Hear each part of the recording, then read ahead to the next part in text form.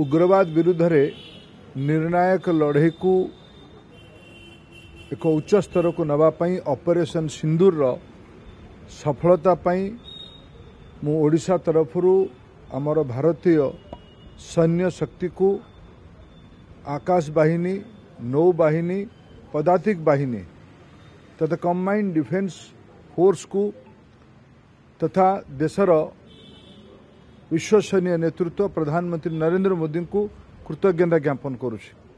आमे समस्ते देखिले भारत उपरे जो उग्रवादी मानकर आक्रमण हैला उग्रवादी मानक समूले उत्पाटन करिबा पई सब मूलपोच करिबा पई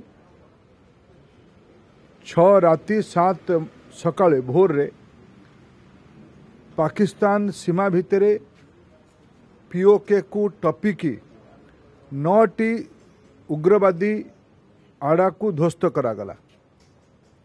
जो निर्भुल सठिकता सह भारतर एयर डिफेंस फोर्स काम करला ये भारतर गौरव बढ़ेला।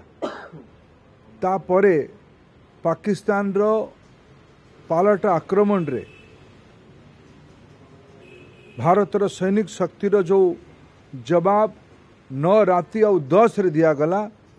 भारतर सैन्य शक्तिर पराक्रम भारतीय समाजर प्रतिबद्धता और भारतर नेतृत्वर प्रधानमंत्री नरेंद्र मोदी निर्णायक नेतृत्वर पराकाष्ठा विश्व देखिला।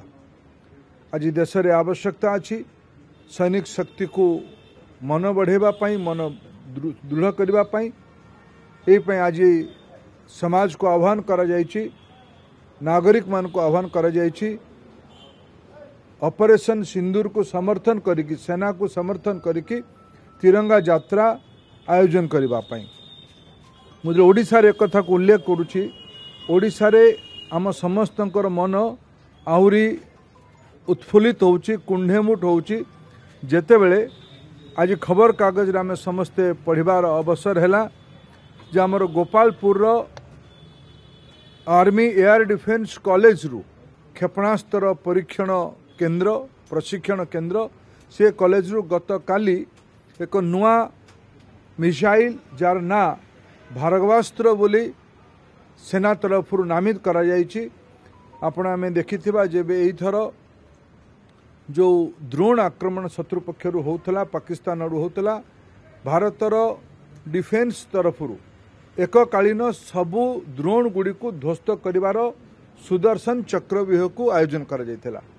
ताठू आधुनिक आम ओडिशा भूमि रे परीक्षा हेतिबा गोपालपुर परीक्षा हेतिबा भार्गवास्त्रर सफल क्रियान्वयन पाई प्रयोग पाई परीक्षा पाई मु भारतर डीआरडीओ तथा company solar defence aerospace limited को शुभेच्छा जनाऊँगी। भारतर सैनिक शक्ति रे प्रकार अत्याधुनिक अस्त्र शस्त्र को मिसाइल को सज्जित करथिबारु आज देश जा पई गौरवान्वित होउछि। ओडिशावासी भी आमे गौरवान्वित।